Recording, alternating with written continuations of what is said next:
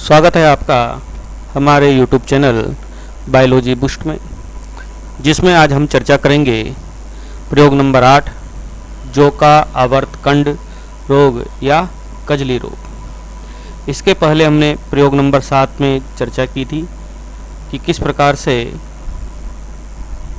आपको वो प्रयोग लिखना है। आगे बढ़ने से पहले आप हमारे चैनल को सब्सक्राइब करें, लाइक करें और कमेंट जरूर करें।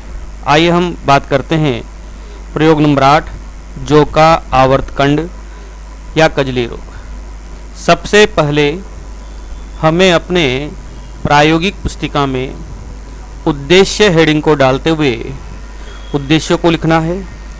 दिए गए पादप नमूने का अध्ययन करके रोग की पहचान कीजिए और रोगजनक का नाम लिखिए एवं लक्षणों का वर्णन कीजिए।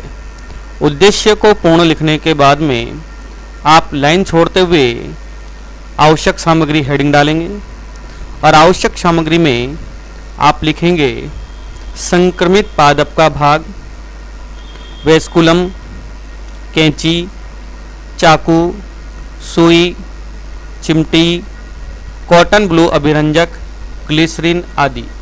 सभी आवश्यक सामग्री को लिखने के बाद में आप पुनः 2 लाइनें छोड़ते हुए अगला हेडिंग डालेंगे विधि।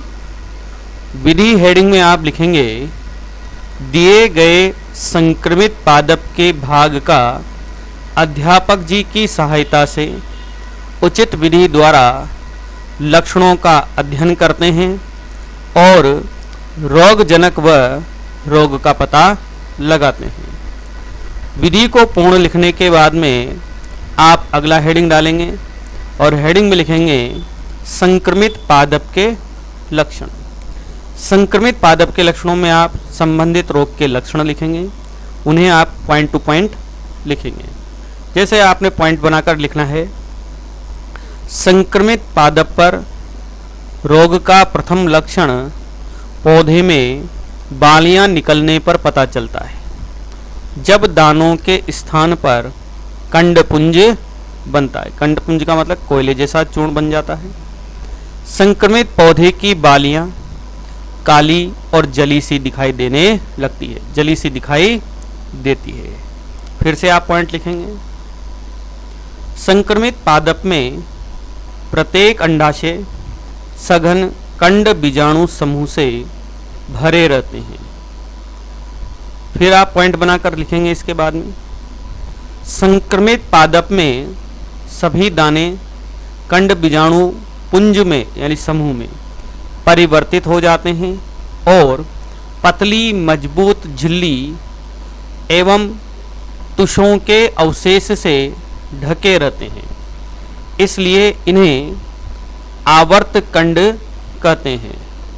इसी कारण इन्हें आवर्तकंड कहते हैं। अगला पॉइंट फिर से बनाएंगे आप।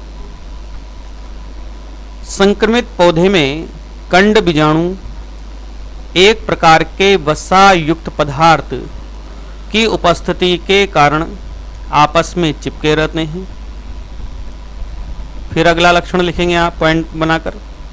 संक्रमित पौधों में शुकों को छोड़कर पुष्पों के सभी भाग कंड बीजाणुओं में परिवर्तित हो जाते हैं।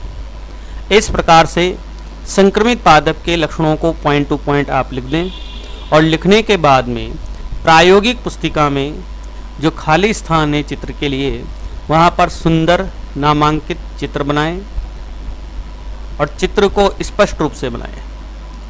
नामांकन करने चित्र बनाने के बाद में आप फिर से अगला हेडिंग डालें। अगले हेडिंग में आप लिखेंगे रोगजनक का नाम। रोगजनक के नाम में आपको लिखना है अस्टिलेगोहोर्डाई, ये इसका रोगजनक का नाम है। पुनः आप लाइन छोड़ते हुए अगला हेडिंग डालेंगे रोगजनक का नाम।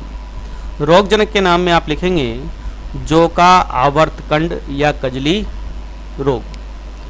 रोग का नाम लिखने के उपरांत आप पुनः स्पेस देते हुए लाइन छोड़ते हुए अंतिम हेडिंग लिखेंगे परिणाम, और परिणाम में आप लिखेंगे दिए गए पादप के नमूने के लक्षणों का अध्ययन करने पर पता चलता है कि इसमें रोगजनक अस्टिलेगोहोर्डाई तथा रोग जो का आवर्तकंड रोग होता है।